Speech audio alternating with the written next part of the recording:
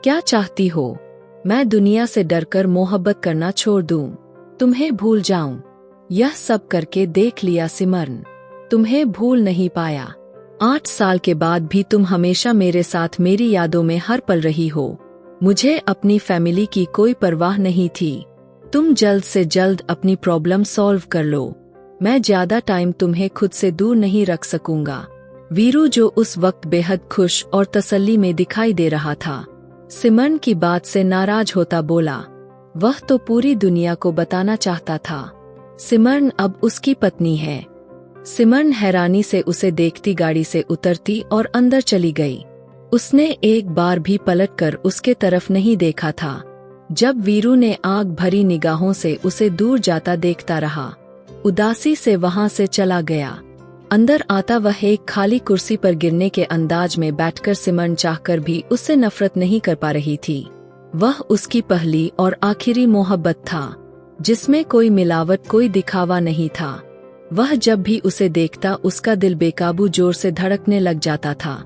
8 साल पहले अगर वह सब न हुआ होता तो जरूर वह बहुत पहले ही कोई मजबूत रिश्ते में बंधकर उसके साथ उसकी बीवी बन गई होती। वह चाहकर भी 8 सालों में उसे अपने दिल से नहीं निकाल पाई थी। रूपपाली देवी के लाख गुस्सा होने पर भी उसने आज तक शादी की हामी इसलिए नहीं भरी थी कि उसका दिल वीरू के अलावा किसी और को स्वीकार करने पर राजी ही नहीं हुआ था। वह फूट फूट कर रोती, अपने बीते हुए दिन को एक बार फिर याद करती, एक बार फिर से दर्द से भर गई। 20 साल की थी जब उसने रूपपाली देवी और गणेश साहब को बताया कि वह एक लड़के को स्कूल के दिनों से ही पसंद करती है और अब वह लड़का चाहता है कि अपने पेरेंट्स के साथ उसके घर पर उसका रिश्ता मांगने आए, ताकि दोनों की छोटी सी रस्म होने पर उनकी फैमिली के बीच मजबूत बंधन बन सके। फिर जब सिमरन की पढ़ाई पूरी हो जाती तो यह शादी कर ली जाती। गणेश और रूपपाली देवी बड़े खुले मिजाज के कपल थे। वह जमाने की ऊंच नीच अच्छे से जानते थे। उन्हें अपने बच्चों पर पूरा विश्वास था और फिर बुराई भी तो कोई नहीं थी। एक ना एक दिन तो शादी करनी ही थी। फिर लड़की के पसंद से तो उन्हें कोई समस्या नहीं थी। उसे खुशी दिल से उस लड़के को घर अपने पेरेंट्स को लेकर साथ आने की परमिशन दी गई थी। सिमरन बालिग हो गई थी जब वह शादी कर सकती थी, लेकिन इस उम्र में भी वह एक सुलझी हुई और समझदार और दिमागदार लड़की थी। उसे अच्छे बुरे की पूरी तमीज थी। इसलिए उसने वीरू को अपने जिंदगी के सबसे बड़े फैसले के लिए अपने जीवन साथी के रूप में चुनना था। यही वह इंसान था जिसे देखकर उसके दिल ने कहा था वह उसका साथ किसी भी मोड़ पर नहीं छोड़ेगा। वही उसे पूरी दुनिया में सबसे ज्यादा मोहब्बत करने वाला है। वह भी तो उससे मोहब्बत करती थी। अरे सिमरन मेरी बेटी, पूछो तो जरा, वीरू से कब तक आएंगे वे लोग? रूपपाली देवी किचन से आई घड़ी की तरफ देखती बोली। सिमरन और पीयूष उनकी हवाइयाँ उल्टा देख हंस दिए। मम्मी परेशान मत हो, वह सिर्फ रिश्ता लेकर आ रहे हैं, अभी दीदी की बारात लाने में बहुत वक्त है। जब सिमरन की जगह पीयूष मजाक करता बोला, उसकी बात पर सिमरन भी हंसती, तुम तो चुप ही रहो, यह नहीं कि पिता के साथ जाकर कुछ मदद ही कर दो। जब देखो बहन को घुटनों से लगे बैठे रहते हो। दिन भी जल्दी आ जाएगा जब वह दुल्हन बनकर इस घर से विदा हो रही होगी। हे भगवान, फिर क्या करेंगे? रूपपाली देवी नाराजगी से बोलती आखिर में उदास हुई थी। जब पीयूष का दिल भी यह सोचकर डूब सा गया था। वह अपनी प्यारी बहन सिमरन से बहुत प्यार करता था। दोनों भाई बहन के बीच बहुत गहरी दोस्ती भी थी। वह बेकाबू थोड़ा गम में होता सिमरन के गले लग गया। रूपाली देवी दोनों को उदास देखती हल्का सा हंसती, चलो यह मोहब्बत बाद में जता लेना, अभी बहन को उदास मत करो वरना लड़के वाले क्या सोचेंगे। पीयूष भीगी आंखों से मुस्कुराता माँ और बहन को देखता बाहर चला गया। जब रूपपाली देवी आगे बढ़ती प्यार से सिमरन के माथे को चूमती, उसे सीने से लगाए सब बहुत खुश थे। ऐसा लग रहा था लड़के वाले जैसे सिमरन का रिश्ता लेकर नहीं बारात लेकर आ रहे हो। फिर गणेश हाउस के ठीक दरवाजे के सामने एक चमचमाती कीमती मर्सिडीज कार आकर रुकी थी, जिसमें से वीरू और उसके पिता भीम चोपड़ा गार पीते बेहद घमंडी अंदाज लिए गाड़ी से नीचे उतरे थे। जब उनकी दूसरी साइड से सिल्क साड़ी, डायमंड की ज्वेलरी और मुंह पर मेकअप किए बेहद खूबसूरत दिखाई देती भीम चोपड़ा की पत्नी यानी अर्पिता चोपड़ा। फिर उसके बाद फ्रंट सीट का दरवाजा खुला तो 25 साल का बेहद खूबसूरत लेकिन गंभीरता से भरा चेहरा वीरू उतरा। उस छोटे से घर पर नजर दौड़ाते अर्पिता ने भीम चोपड़ा को देखा, जिस पर हल्का सा अजीब सी मुस्कुराहट आई। अगर यह बेटे की मोहब्बत का घर न होता तो वह इस घर में तो क्या इस मोहल्ले में भी कदम नहीं रखते।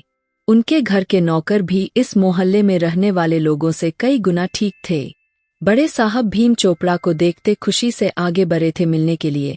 जब उन्होंने इशारे से उन्हें दूर ही रहने को कहा, मुस्कुरा दिया जैसे उनकी छोटी सी हस्ती पर एहसान किया हो। किसी का तो पता नहीं, लेकिन यह इंसल्ट पीयूष और साथ आए वीरू ने झट से महसूस की थी। जब गुस्से से बाप को देखता वीरू आगे बढ़ा और गणेश के गले लगता पीयूष से भी खुशी से मिलता। साहब के पैर छुए। इतना संसारी लड़का देखकर पहली नजर में पसंद कर गए थे। उन्हें लिए अंदर खुशी दिल से घर में लाते सोफे पर बिठा गए। अर्पिता और भीम चोपड़ा अजीब से मुंह बनाते पूरे घर को देख रहे थे, जबकि भीम चोपड़ा तो अपने कुर्सी पर ऐसे बैठे थे जो यह सब देखकर लाचार हो। तभी रूपपाली देवी मुस्कुराती हुई रूम में आई थी मेहमानों से मिलने के लिए, लेकिन उनके सूखे व्यवहार और अजीब मुंह देखकर हिम्मत न हुई कि वह कुछ खुशी दिखाती। बस मुस्कुराकर उन्हें नमस्ते किया। अपने पति को परेशानी से देखने लगी जब वीरू खुद ही उठकर रूपपाली देवी के भी पैर छुए। पीयूष चुप खड़ा सब नोट कर रहा था। सिमरन को बुलवाइए, हम भी तो देखे उसे क्यों छुपा कर रखा हुआ है। अब ऐसा तो नहीं कि वीरू और उसके बीच कोई पर्दा हो। दोनों जब एक साथ पढ़ते हैं, मोहब्बत करते हैं, तो फिर बचा ही क्या है। फिर फॉर्मेलिटी रह जाती है निभाने के लिए। अर्पिता चोपड़ा ने मुस्कुराकर जहर उगलती बोली जो शायद रूपपाली देवी और गणेश खड़े पीयूष के दिल में तीर की तरह चुभा था। अजीब शर्मिंदगी सा भरा एहसास लिए तीनों ने एक दूसरे को सर नीचे किए हुए देखा था, जबकि वीरू ने खून भरे रंगों से मां को देखते वार्निंग की थी। भीम चोपड़ा तो हंसने लगे थे। ठीक कहा आपने, लेकिन मेरी सिमरन बहुत समझदार है। बेशक उसने वीरू को पसंद किया है, लेकिन मुझे पूरा भरोसा है उसने अपनी लिमिट कभी करोज नहीं की होगी। गणेश साहब मुस्कुराकर बोले। उनके शब्दों में सिमरन के लिए मान और सम्मान झलक रही थी। आपके ख्याल में लिमिट क्या है गणेश साहब? क्या यह आपके लिए बड़ी बात नहीं कि आपकी बेटी अमीर घरों के लड़के फंसाती फिर रही है? मैं तो समझी थी कि छोटे घरों के लोगों के लिए उनकी इज्जत ही सब कुछ होती है, लेकिन आपने तो अपनी बेटी को एटीएम कार्ड के जैसे रखा हुआ है। अर्पिता चोपड़ा अब साफ शब्दों में अंगारे उगलती बोल रही थी। जब से उनके इकलौते बेटे ने उन्हें अपनी मोहब्बत के बारे में बताया था, तब से वह और भीम चोपड़ा जलते ही चले गए थे। यहाँ आने का मकसद ही यही था, उन्हें भी जी भरकर बुरा भला कहना, अपने बेटे का उस लड़की से पीछा छुड़वाना। वह तो वीरू के लिए बड़े सपने सजाए बैठे थे। ऐसे कैसे एक आम सी लड़की छोटी जात की लड़की से अपने इकलौते बेटे का रिश्ता कर देते? यह क्या कह रहे हैं आप? होश में तो है? आप मेरी मासूम बेटी पर इल्जाम लगा रही है। अब की रूपपाली देवी अपनी बेटी पर विश्वास करते अर्पिता चोपड़ा को देखती गुस्से में बोली। पीयूष भी गुस्से से खड़ा हो चुका था। अपनी बहन के लिए जहां वह जान छिड़कने वाला भाई था, वह कैसे उसके किरदार की धज्जियां बिखरता देख सकता था। अर्पिता चोपड़ा हंसती हुई अभी कुछ बोलने ही लगी थी, जब वीरू के टोकने पर अर्पिता गुस्से से उसे घूर कर देखने लगी थी। अंदर बैठी सिमरन जो ड्राइंग रूम में हो रही सारी बातें सब कुछ सुन रही थी। गुस्से से अंदर आती अर्पिता भीम चोपड़ा को और उनकी पत्नी अर्पिता चोपड़ा को देखती बोली, आप लोगों को यहाँ अपने माँ बाप की इंसल्ट करने के लिए नहीं बुलाया था, बल्कि इज्जत दी थी। लेकिन शायद आप लोग उस लायक नहीं। का बेटा मेरे पीछे आया था ना कि मैंने उसका स्टेटस देकर उसे फंसाया है। आपको उसे बताना चाहिए था कि मोहब्बत अपनी हैसियत के लोगों में देखकर करनी चाहिए। मैं ठहरी मामूली सरकारी नौकर की बेटी, फिर यह 2 साल तक मेरे पीछे क्यों घूमता रहा? सिमरन की बर्दाश्त अब जवाब दे गई थी। वह जो बोलना शुरू हुई तो फिर चुप ना रह सकी। सिमरन मेरी बात सुनो। तभी वीरू आगे बढ़ता नरम शब्दों में बोला, नहीं अब तुम सुनो, अभी इसी वक्त मेरे घर से चली जाओ। वीरू भीम चोपड़ा अर्पिता चोपड़ा मैं ठुकराती हूँ तुम्हारी मोहब्बत को, मुझे तुमसे कोई रिश्ता ही नहीं रखना। आंखों में बेशुमार आंसू लिए वह बड़ी दर्द से बोलती अंदर चली गई थी और वीरू को लगा जैसे उसकी पूरी दुनिया अंधेरे में डूब गई हो। उस पल चीख चीख कर रोना चाहता था। अपनी नाकाम मोहब्बत का मातम करना चाहता था जब बिना किसी को देखे तेजी से घर से बाहर निकल गया। अर्पिता ने भीम चोपड़ा को मुस्कुरा कर देखा, जैसे नजरों से कह रही हूं कि हमारा प्लान कामयाब हो गया है। वह अपने बेटे को उस गरीब लड़की के चक्कर में पड़ने से पहले ही बचा गई थी, लेकिन उन्हें क्या मालूम था कि वीरू अपनी मोहब्बत का बदला उनसे ऐसे लेगा कि चुप से सब कुछ छोड़-छाड़ कर लंदन चला जाएगा, कि उन्हें उसकी शक्ल देखना तो दूर आवाज सुनने के लिए भी तरसना पड़ेगा, लेकिन वह वापस नहीं आएगा। और आज जब आया तो उसने अपना वादा कर दिखाया। पुरानी सोचों को सोचती वह एकदम उठ खड़ी हुई। पीयूष अब बिल्कुल ठीक है माँ, अब आप भी जल्दी से ठीक हो जाइए, फिर हम सब मिलकर घर वापस चले जाएंगे। आंखों में आंसू लिए रूपाली देवी का हाथ थामे बोली, जो ऑक्सीजन मास्क मुंह पर लगाए उसे देख रही थी। उनका बीपी अभी भी हाई था, जो नॉर्मल नहीं हो रहा था। नमस्ते, आप लोग कैसे हैं? तभी भाईश वहां आता चेहक कर बोला।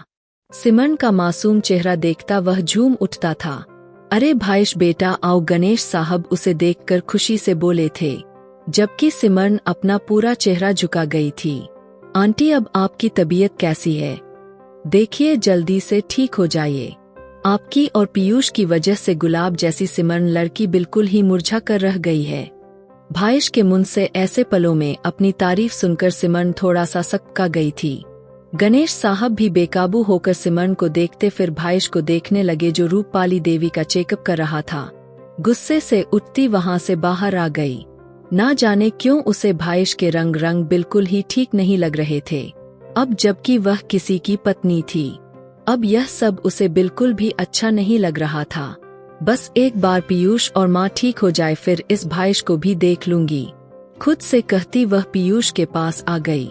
दिन यूं ही बीतने लगे थे। रूपपाली देवी अब बिल्कुल ठीक हो गई थी और सब मिलकर पीयूष का बहुत ख्याल रख रहे थे, जो पहले से ज्यादा ठीक लग रहा था। शादी के बाद से सिमरन ने वीरू को नहीं देखा था, लेकिन हाँ, वह सुबह शाम उसे फोन करके उसका हालचाल जरूर मालूम करता रहता था। आज डॉक्टर ने पीयूष को छुट्टी दी थी, अब वह घर जाकर आराम कर सकता था।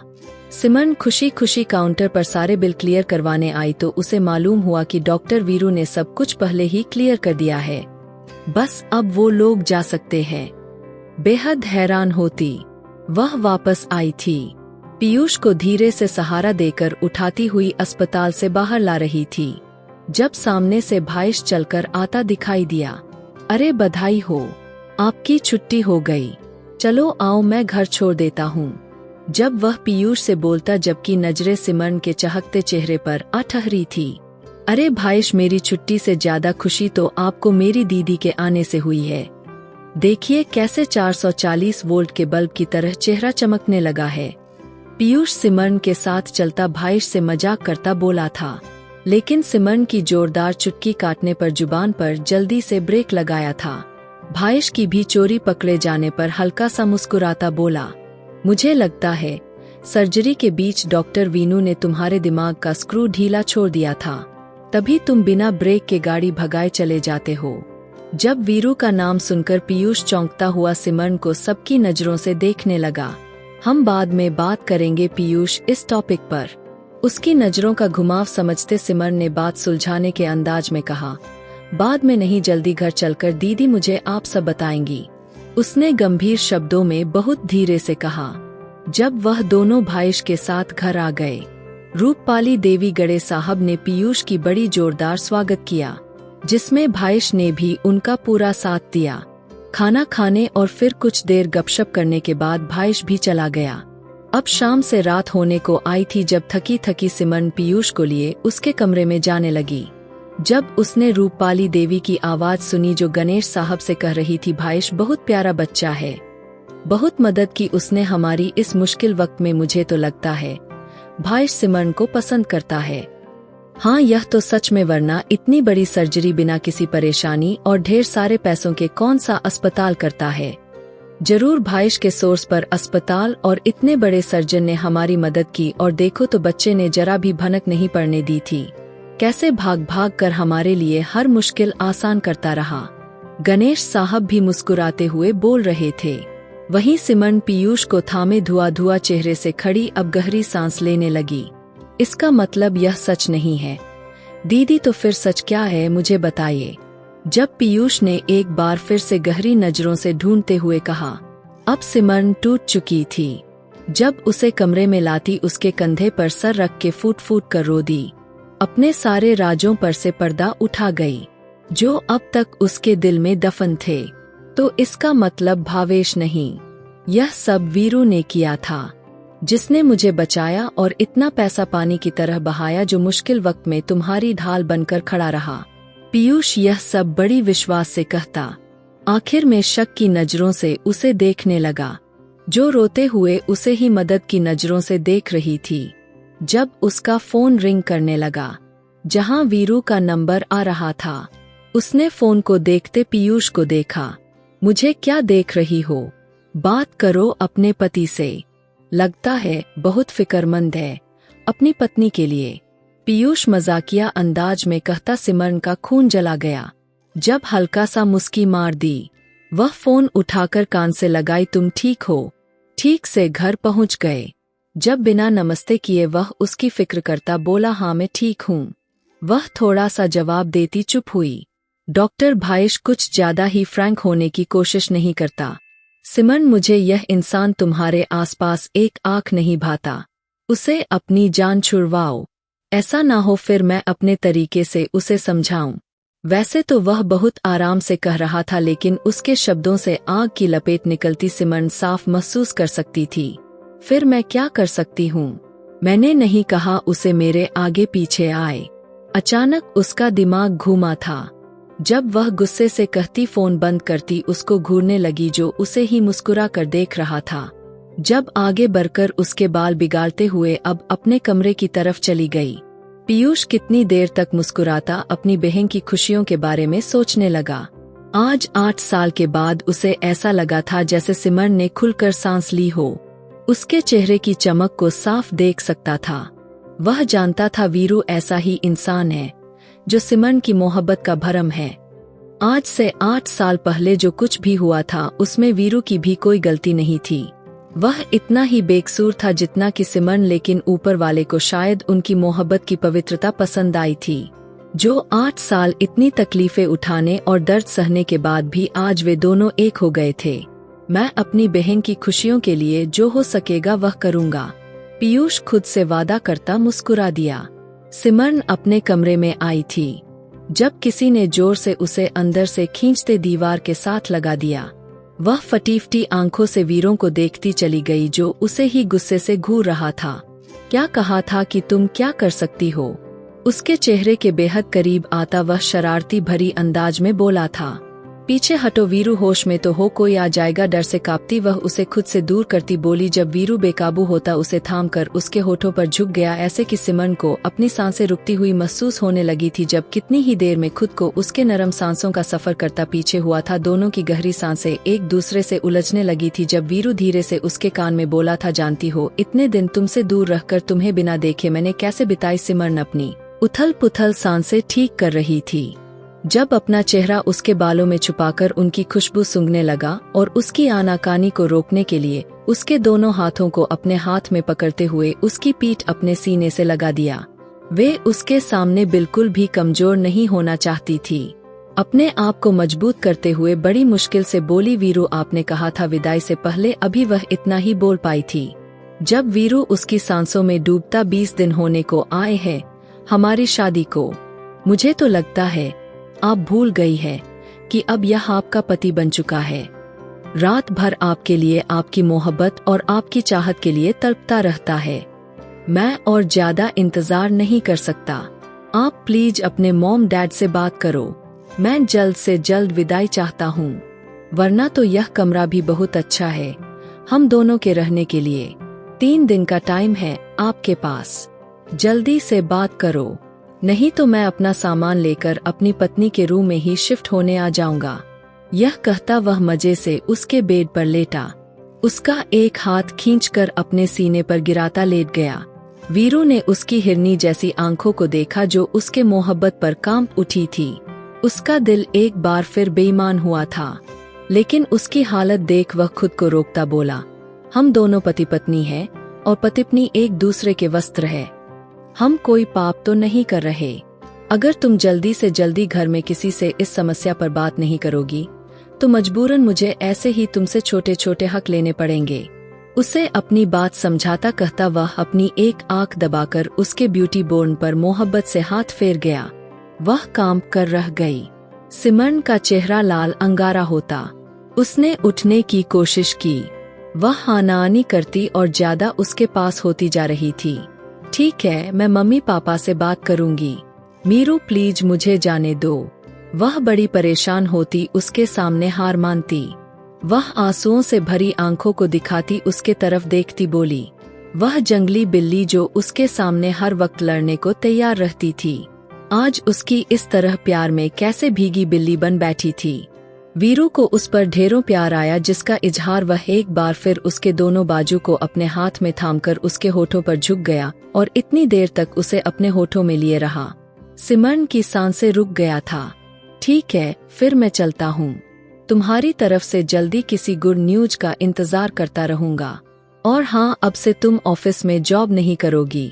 मैंने अपनी मंथली सैलरी तुम्हारे अकाउंट में ट्रांसफर कर दिया।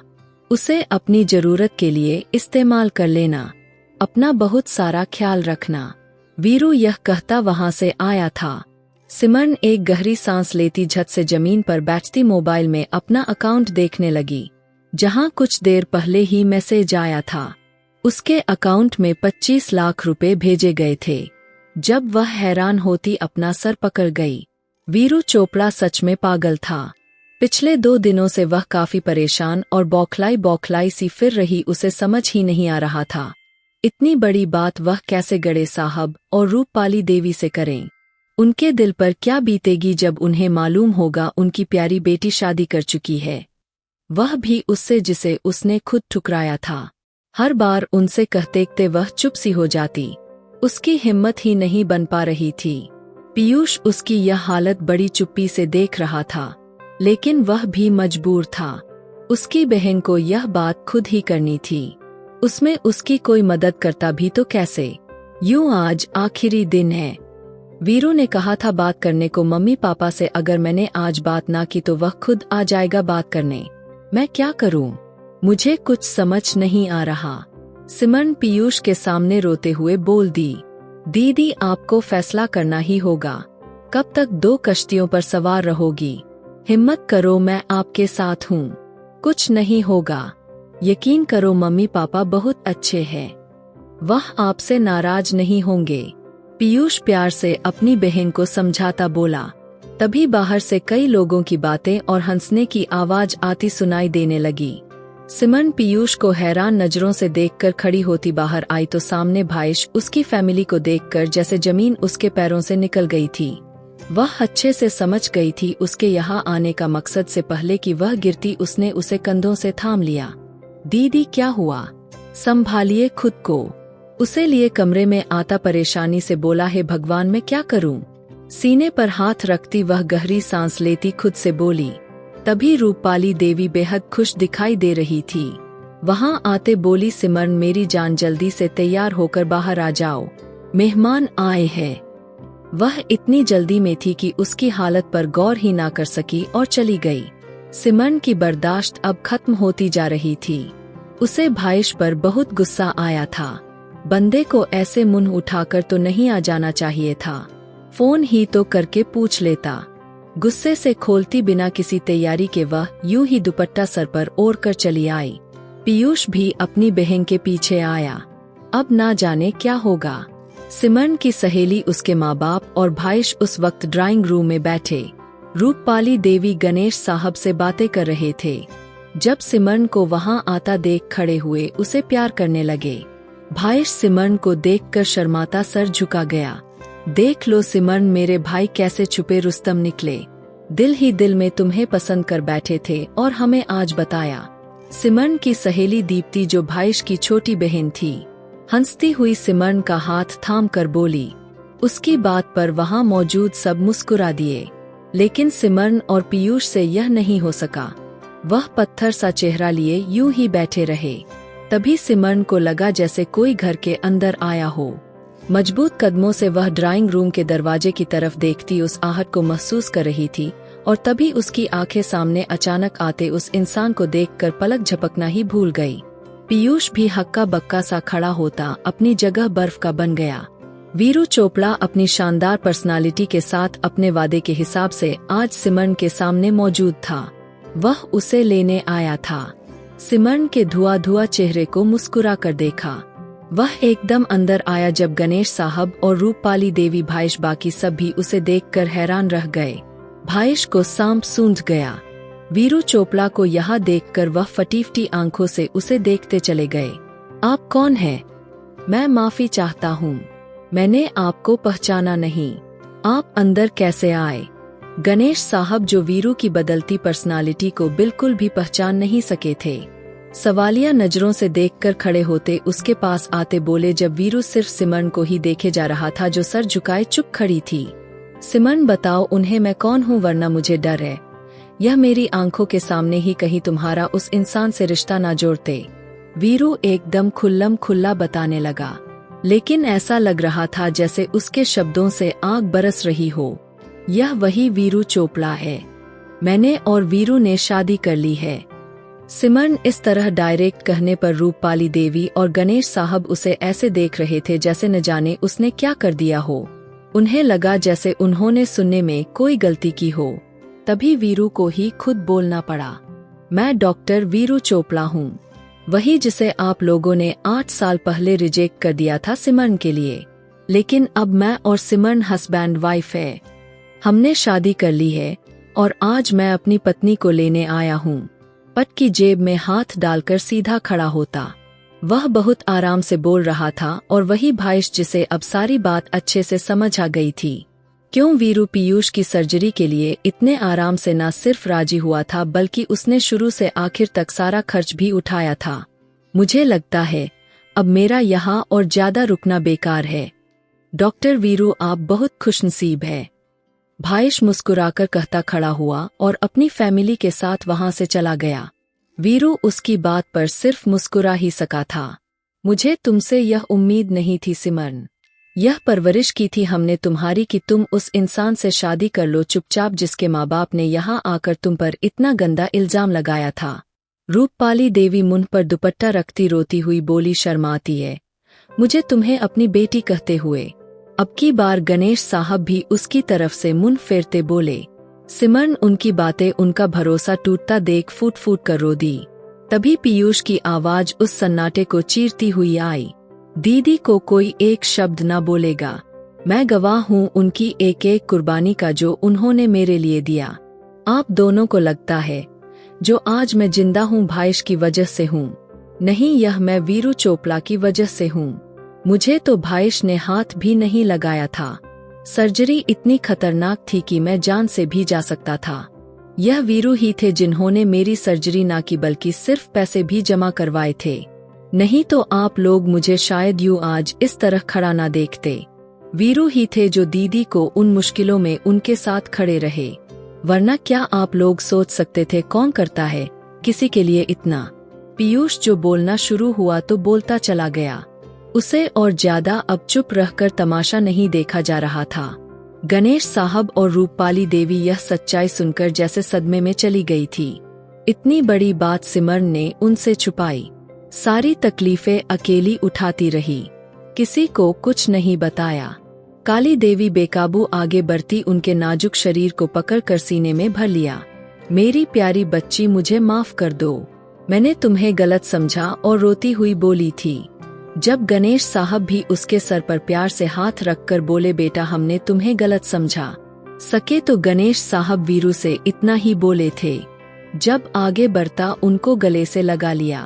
आप मेरे पापा की जगह है, प्लीज ऐसा ना बोलिए, मैं सिमरन से मोहब्बत करता हूँ, उसे अपने साथ ले जाने आया हूँ।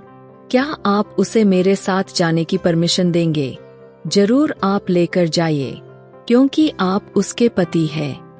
उन दोनों के तरफ देखकर बोला था, तुम जब चाहे अपनी पत्नी को ले जा सकते हो, यह मेरी परमिशन है। मेरे बच्चे, जब गणेश साहब भीगी आंखों से हंसते बोले, तभी सिमरन भी वीरू को देखते रोते रोते हंसती। अभी तो मैं जा रहा हूँ, लेकिन जिस वक्त आऊंगा पूरे तैयारी के साथ आऊंगा। फिर हम यहाँ नहीं रहेंगे। असल में मैं उन्हें अपने साथ अमेरिका ले जाऊंगा, जहाँ मैं रहता हूँ। मैं यहाँ आया ही सिमरन के लिए था, अब मैं उन्हें लेकर जाऊंगा। वीरू सारी बात बताता उनके चेहरे को देखने लगा, जो अब हैरानी से उसे देख रहे थे। जल्दी अचानक से सिमरन को ले जाने की बात कर रहा था, लेकिन वह अब कर भी क्या सकते थे। उसकी पत्नी थी, वह जहाँ रहता उसे भी उसके साथ ही रहना होता। यह थी वीरू और सिमरन की प्रेम कहानी। और मेरी वीडियो आप लोग जहाँ कहीं से भी देखते हैं, कमेंट में अपने शहर और राज्य का नाम जरूर बताइए। मुझे आप लोगों के कमेंट पढ़ने में बहुत आनंद आता है और उन सभी का मैं बहुत बहुत धन्यवाद करना चाहती हूँ जो लोग मेरी वीडियो को देखते हैं, लाइक करते हैं और शेयर करते हैं। अगर आपको आज की कहानी पसंद आई है तो वीडियो को जरूर लाइक कीजिएगा और अपने दोस्तों के साथ शेयर भी कीजिएगा। और हाँ, अगर आपने अभी तक हमारे चैनल को सब्सक्राइब नहीं किया है तो जरूर सब्सक्राइब कर ले। मिलते हैं हम अपनी कल की एक और नई दिलचस्प कहानी के साथ। मुझ पर सदा अपना प्यार और समय बनाए रखें। सभी को मेरा प्यार भरा नमस्कार दोस्तों। खुश रहें, स्वस्थ रहें, मस्त रहें।